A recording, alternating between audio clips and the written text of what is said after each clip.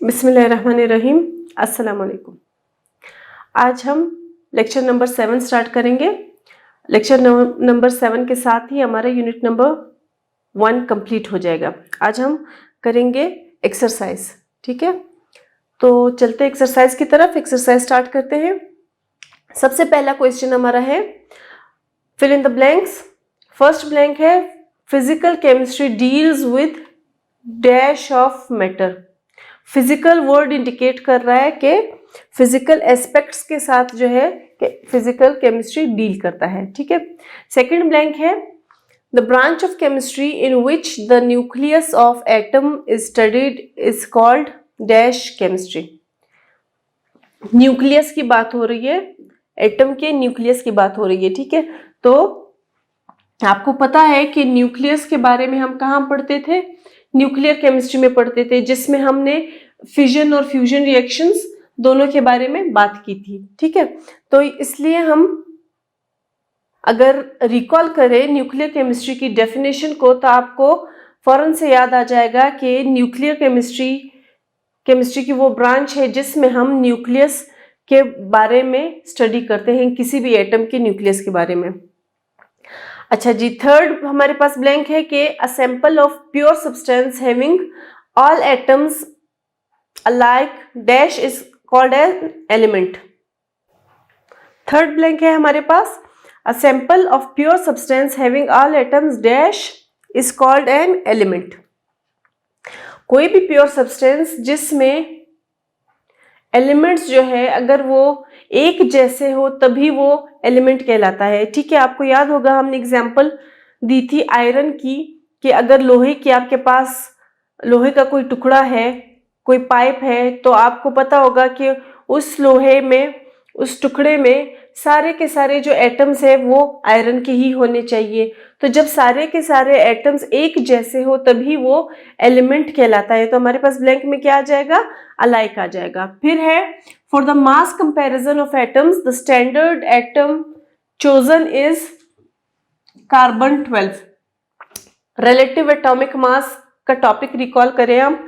आपको पता है कि उससे कार्बन से पहले हाइड्रोजन को स्टैंडर्ड रखा गया था, लेकिन क्योंकि उसमें मसले आ गए थे उसके बाद ऑक्सीजन को रखा गया था। लेकिन एंड में जो साइंटिस्ट जिस पे सारे मुत्तफिक हुए थे वो किस पे हुए थे? कार्बन 12 पे हुए थे। तो जब भी हम रिलेटिव एटॉमिक मासेस निकालते हैं कंपैरिजन के लिए तो हम किसको स्टैंडर्ड लेते हैं? कार्बन 12 को स्टैंडर्ड लेते हैं। कार्बन के वैसे दो आइसोटॉप्स है, आपको पता है, कार्बन 12 और 13, लेकिन कार्बन 12 जो है इसलिए हम लोगों ने यहाँ पे मेंशन भी किया हुआ है C12। कार्बन 12 वाला जो आइसोटॉप है जो कि एबंडेंट है, ज्यादा पाया भी जाता है, उसको हम एज अ स्टैंडर्ड लेते हैं। नेक्स्ट ब्लैंक है द नंबर 6.0225 ज़रब 10 की power 23 is called as Avogadro's number, ठीक है। ये नंबर एवोगैड्रो नंबर कहलाता है। आगे चलते हैं। Next blank dash moles of water constitute of 36 grams. अब आप देखो, अगर आप एक मोल को फाइंड आउट करो तो आपको पता है वाटर का फॉर्मूला क्या है? H2O, है ना। हाइड्रोजन का मास क्या है? 1 है। कितने मॉलिक्यूल्स हाइड्रोजन के? 2 मॉलिक्यूल्स है। तो इसका मतलब 1 ज़रब 2, 1 उसका मास है, 2 मॉलिक्यूल्स हाइड्रोजन के तो ज़रब 2 कर दिया हमने, ठीक है। प्लस ऑक्सीजन का कितना है मास? 16, ठीक है। आपको पता है ना एटॉमिक नंबर होता है 8 और मास है 16। तो 2 को 1 से ज़रब 2 ही आता है, जमा 16 बराबर है 18 के। अब ये किसकी बात हो रही है? ये 1 मोल की बात हो रही है, ठीक है। 1 मोल पानी में इतने ग्राम्स होते हैं। तो अब हम यहाँ पे अगर कह रहे हैं कि 36 ग्राम्स है तो इसका मतलब ये कितने हो गए? ये 1 मोल है तो इसमें 18 और जमा कर दो, हमारे पास हो गए 36। तो कितने मोल हो गए हमारे पास? 2 मोल हो गए। तो यहाँ पे हमारे पास इस ब्लैंक में क्या आ जाएगा? 2 moles of water constitute 36 grams. Next blank है the process of formation of ions is called as, नाम से ही जाहिर, आयोनाइजेशन, ठीक है, यानी formation of ions. Next blank है atomic mass unit is expressed by the symbol AMU। किससे डिनोट करते हैं हम? Atomic A, mass M, unit U से, AMU से हम उसको डिनोट करते हैं। नेक्स्ट ब्लैंक जो है वो है the molecular formula shows dash number of atoms.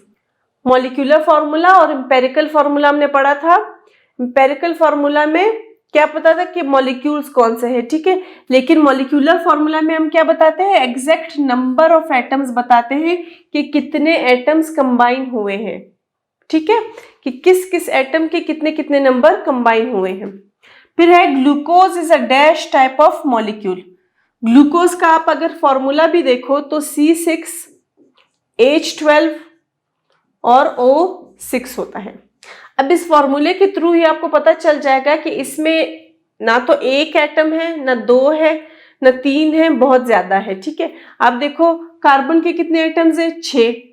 Hydrogen के कितने एटम्स है? 12। ऑक्सीजन के कितने एटम्स है? 6। तो आपको पता है जब 2 से बढ़ जाए एटम्स, ठीक है, जब उससे ज्यादा हो जाए तब वो क्या कहलाते हैं? Poly atomic. पॉली का मतलब बहुत, एटॉमिक यानी एटम्स की तादाद। तो ग्लूकोज जो है वो हमारे पास क्या है?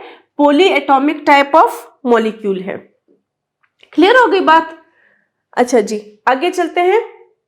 नेक्स्ट क्वेश्चन है हमारे पास कि करेक्ट आंसर्स को चूज करना है, ठीक है, MCQs है ये। पहला जो हमारे पास स्टेटमेंट है वो क्या है कि the smallest component of an element that still retains properties of the element is called as.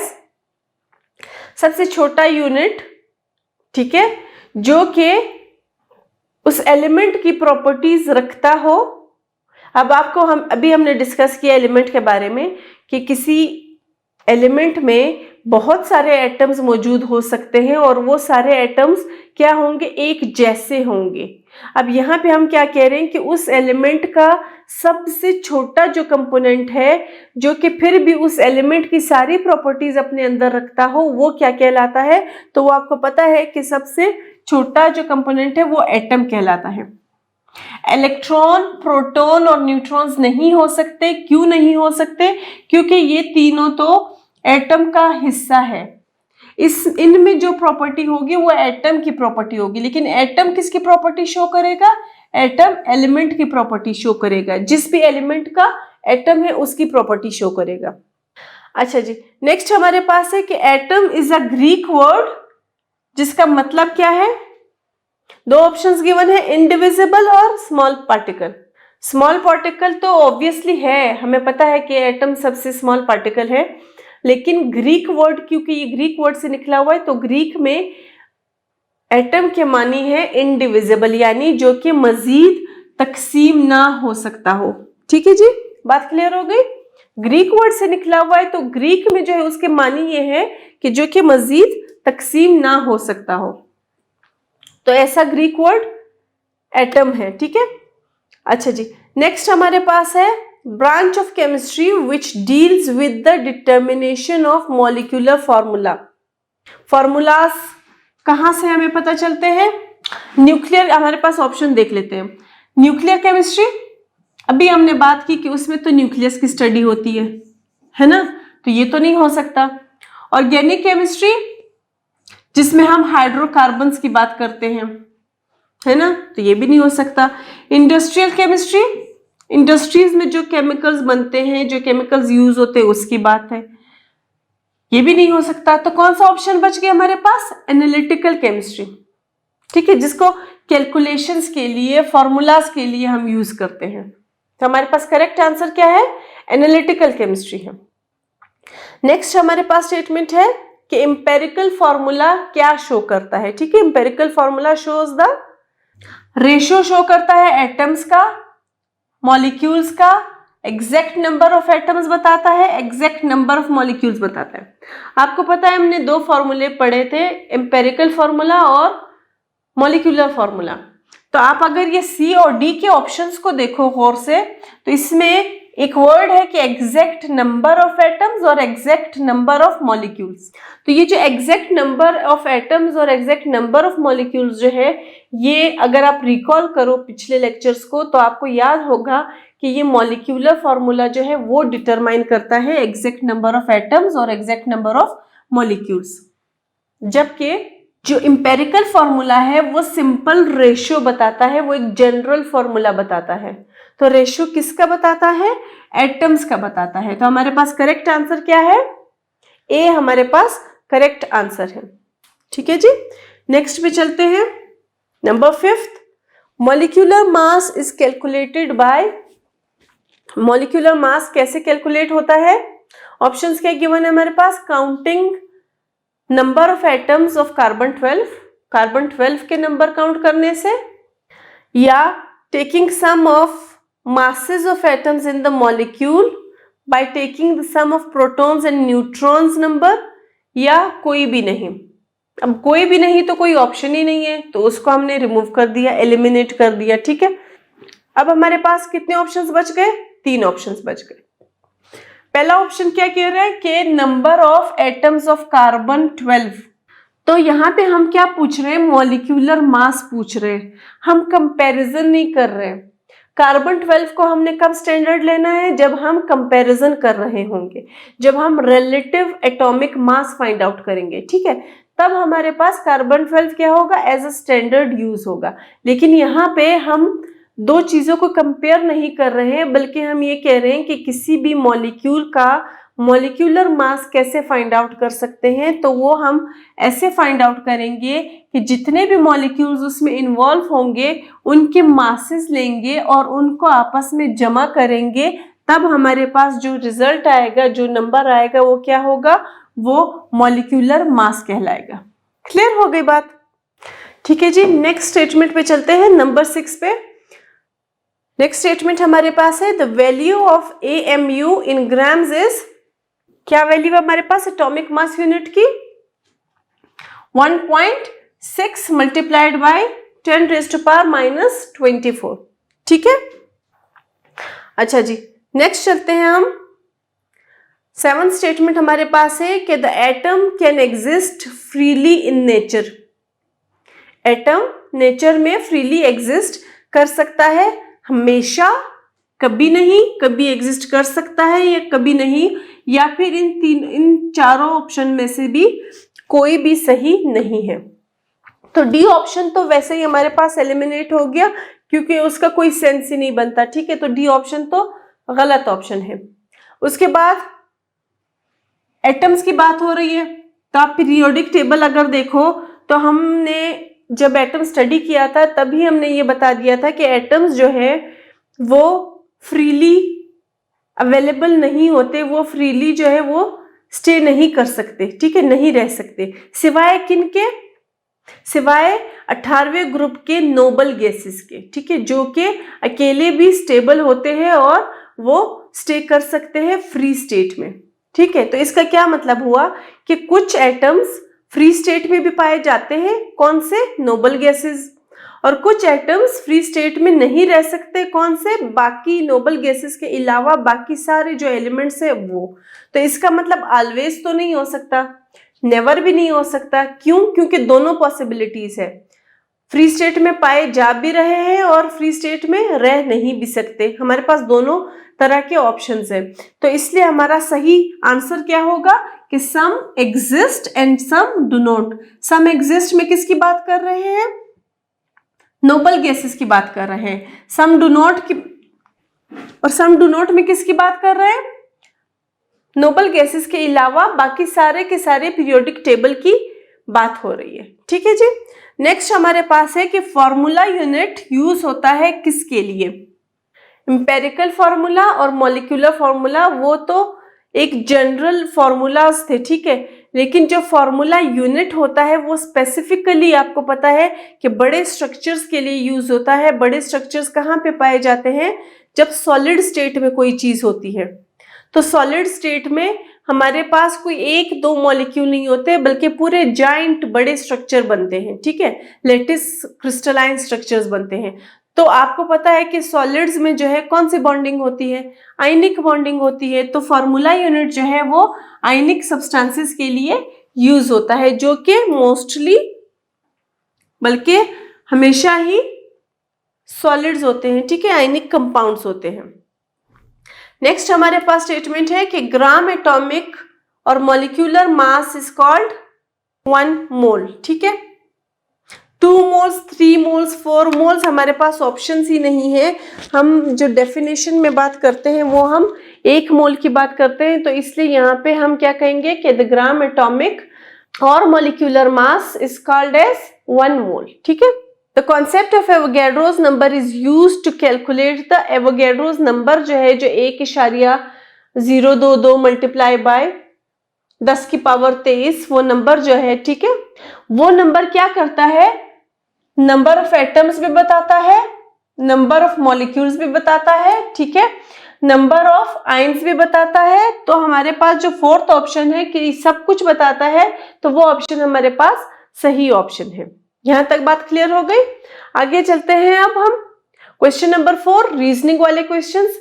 इसमें जो शॉर्ट क्वेश्चंस है और जो लेंथी क्वेश्चंस है वो आपको बुक में आंसर मिल जाएंगे और पिछले लेक्चर से भी आपको कंप्लीट नोट्स मिल जाएंगे। हम अब वो क्वेश्चंस करेंगे जो कि आपको नहीं मिल पाएंगे, रीजनिंग वाले क्वेश्चन, ठीक है, जो कि आपको सॉल्व करने में मुश्किल होगी। तो सबसे पहला क्वेश्चन क्या है, how Avogadro number and the mole are related with each other. Avogadro number और मोल दोनों कैसे एक दूसरे से रिलेट करते हैं। तो हम डेफिनेशन देख लेते हैं, बाय डेफिनेशन देखते हैं, ठीक है। मोल देखते हैं, amount of substance of a system that contain as many elementary entities as there are atoms in 12 gram of carbon 12। ये किसकी डेफिनेशन है, ये मोल की डेफिनेशन है, ठीक है। कि अगर हम किसी सब्सटेंस को देखें तो उस सब्सटेंस में कितने एलिमेंट्स है, ठीक है, कितने एलिमेंट्स है, अगर हम उसको कंपेयर करें कार्बन 12 के 12 ग्राम से, तो वो हमारे पास बराबर होता है 1 मोल के, ठीक है। यानी हमने स्टैंडर्ड क्या लिया है, कार्बन 12 लिया है। कार्बन 12 का भी कितना, 12 ग्राम लिया है। तो उसके कंपैरिजन में जब हम देखेंगे कि किसी सब्सटेंस में कितने एलिमेंट्री एंटिटीज है, यानी कितने एटम्स है, तो वो हमारे पास क्या कहलाएगा, वो हमारे पास 1 मोल कहलाएगा। यानी जितनी एंटिटीज 12 ग्राम कार्बन के बराबर उसमें होगी, उतनी ही क्वांटिटी क्या होगी उस सब्सटेंस का जिसको हम देख रहे हैं, उसका 1 मोल कहलाएगा, ठीक है जी। अच्छा, उसके बाद अगर हम एवोगैड्रो का देखें तो एवोगैड्रो नंबर क्या होता है, number of atoms present in 12 gram of carbon 12। यहाँ पे हम कंपेयर कर रहे हैं, यहाँ पे हम एग्जैक्ट उस नंबर की बात कर रहे हैं जो कि है 6.022, ठीक है, ज़रब 10 की पावर 23, ठीक है। तो जो ये नंबर एग्जैक्ट नंबर है, ये हमारे पास क्या है, ये एवोगैड्रोस नंबर है। और इसमें भी क्या पाए जा रहे हैं, एलिमेंट्री एंटिटीज पाए जा रहे हैं, यानी कि एटम्स या मॉलिक्यूल्स पाए जा रहे हैं जो कि किसी भी 1 मोल सब्सटेंस के होते हैं, ठीक है। ये तो हो गया बाय डेफिनेशन। अब अगर हम आगे देखें तो हम क्या कह रहे हैं कि जो एवोगैड्रो नंबर है वो जरूरी होता है, उसका रिलेशनशिप मोल के साथ जरूरी है कि एवोगैड्रो नंबर जो है वो मोल के बराबर होता है, ठीक है। तो मोल में भी हमारे पास कौन सा, ये नंबर होता है, ठीक है।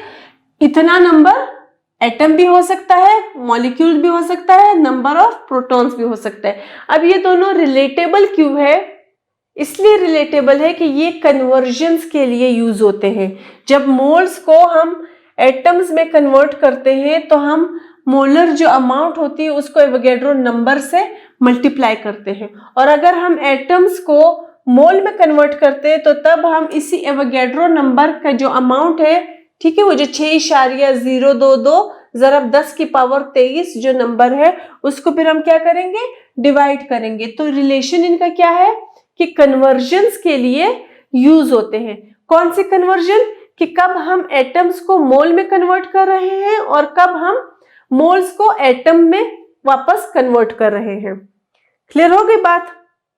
आगे चलते हैं।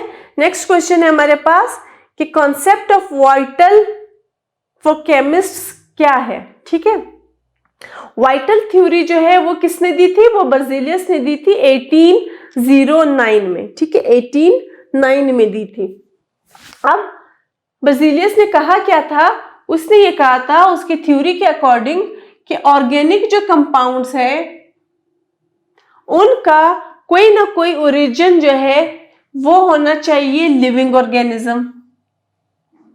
यानी तब तक ये कॉन्सेप्ट था कि जो ऑर्गेनिक कंपाउंड्स है वो सिर्फ उसका सोर्स सिर्फ और सिर्फ लिविंग ऑर्गेनिजम्स है। ठीक है, तो उन्होंने क्या कहा कि इस थ्योरी के अकॉर्डिंग जो ऑर्गेनिक कंपाउंड्स है उसका ओरिजिन जो है यानी उसका जो स्टार्टिंग पॉइंट है वो होना चाहिए लिविंग ऑर्गेनिज्म। तो अगर लिविंग ऑर्गेनिज्म है तो इसका मतलब वो किसी और चीज से नहीं बन सकते हैं, वो सिर्फ लिविंग ऑर्गेनिज्म से बनेंगे। कौन? Organic compounds. तो अगर वो सिर्फ लिविंग ऑर्गेनिज्म से बन रहे हैं और उनके पास कोई और सिंथेसिस का प्रोसेस नहीं है, कोई और जरिया नहीं है, ठीक है, किसी इनऑर्गेनिक मटेरियल से नहीं बनते, तो इसका क्या मतलब है कि कोई सुपर नेचुरल पावर है। ठीक है, गॉड कोई पावर है जो कि इनऑर्गेनिक कंपाउंड्स को लिविंग ऑर्गेनिजम्स के थ्रू बनाती है। ठीक है, और वो किसी नॉन लिविंग थिंग से या इनऑर्गेनिक मटेरियल से नहीं बनते। तो ये थ्योरी क्या कहलाती है? ये वाइटल थ्योरी कहलाती है। नेक्स्ट क्वेश्चन पे चलते हैं। नेक्स्ट क्वेश्चन है हमारे पास कि आयन और फ्री रेडिकल में डिस्टिंग्विश करना है, दोनों में डिफरेंशिएट करना है कि आयन और फ्री रेडिकल में क्या फर्क है। अच्छा जी, सबसे पहला डिफरेंस जो है वो फ्री रेडिकल और आयन में ये है कि फ्री रेडिकल में एक या एक से ज्यादा अनपेयर्ड इलेक्ट्रॉन्स होते हैं, अनपेयर्ड इलेक्ट्रॉन्स। ठीक है, जबकि आयंस जो है वो पेयर्ड इलेक्ट्रॉन्स होते हैं। पहला डिफरेंस हो गया। ठीक है, आयंस में पेयर्ड इलेक्ट्रॉन्स होते हैं, फ्री रेडिकल में अनपेयर्ड इलेक्ट्रॉन्स होते हैं। फ्री रेडिकल जो होते हैं वो अनस्टेबल होते हैं और आयंस जो है वो स्टेबल होते हैं, रिलेटिवली स्टेबल होते हैं। अब आपको पता है वैसे तो आयंस भी अनस्टेबल होते हैं, जब उस पर चार्ज आ जाता है तो इसका मतलब वो अनस्टेबल है, तो वो फौरन से कोशिश करते हैं कि वो किसी और के साथ जुड़ के बॉन्ड बना ले, खुद को स्टेबल कर ले। लेकिन अगर हम स्पेसिफिकली आयन और फ्री रेडिकल को आपस में कंपेयर कर रहे हैं तो जो फ्री रेडिकल है वो आयन से बहुत ज्यादा अनस्टेबल होते हैं। ये हो गया दूसरा पॉइंट। नेक्स्ट पॉइंट अगर हम देखें तो स्टेबिलिटी के हिसाब से अगर हम देखें तो फ्री रेडिकल्स जो है वो तब स्टेबल बनते हैं जब वो इलेक्ट्रॉन को एक्सेप्ट करें, लेकिन आयंस जो है वो कब स्टेबल होते हैं? जब वो कॉम्प्लेक्स बना दे ऑपोजिटली चार्ज कंपाउंड्स के साथ। ठीक है, फ्री रेडिकल इलेक्ट्रॉन एक्सेप्ट करने से, लेने से स्टेबल होता है, जबकि आयंस जो है वो अपने ऑपोजिट चार्ज वाले आयन के साथ मिलके क्या बनाता है? कॉम्प्लेक्स बनाता है, कंपाउंड बनाता है। अच्छा जी, फिर रेडिकल्स जो है वो एग्जिस्ट कर सकते हैं खुद ब खुद भी, यानी फ्री स्टेट में भी, फ्री रेडिकल नाम से ही उसका जाहिर है, जबकि आयंस जो है वो अकेले फ्री स्टेट में एग्जिस्ट नहीं कर सकते, बल्कि वो अपने ऑपोजिटली चार्ज्ड आयंस के साथ कंबाइन होकर, अगेन हम जो यहाँ पे हमने बात की थी कि कॉम्प्लेक्स बनाएंगे, क्योंकि वो अकेले नहीं रह सकते। अच्छा जी, उसके अलावा जो इंपॉर्टेंट डिफरेंस है वो क्या है कि फ्री रेडिकल और आयंस जो है, आयंस हमेशा अपना चार्ज रखते हैं। ठीक है, आयंस आपको पता है या तो पॉजिटिवली चार्ज्ड होगा या फिर नेगेटिवली चार्ज्ड होगा, तीसरा कोई ऑप्शन नहीं है। ठीक है, यही दो चार्जेस होते हैं। लेकिन जो फ्री रेडिकल होता है वो चार्ज स्पीशीज नहीं होते। ठीक है, वो चार्ज स्पीशीज नहीं होते, हालांकि वो अनपेयर्ड इलेक्ट्रॉन्स होते हैं, लेकिन फिर भी वो चार्ज स्पीशीज नहीं होते। और फ्री रेडिकल को हम डिनोट कैसे करते थे? एक डॉट की मदद से।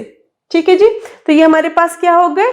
डिफरेंसेस हो गए। इन डिफरेंसेस की बुनियाद पर हम फ्री रेडिकल और आयंस के दरमियान डिफरेंस पता कर सकते हैं, दोनों को डिस्टिंग्विश कर सकते हैं। यहाँ पे एक टेबल के थ्रू हमारे पास कुछ और डिफरेंसेस है, ठीक है, कि अगर बाय डेफिनेशन देखो तो फ्री रेडिकल्स जो है वो क्या है कि जिसमें अनपेयर्ड इलेक्ट्रॉन्स मौजूद होते हैं, ठीक है, पहला पॉइंट हो गया।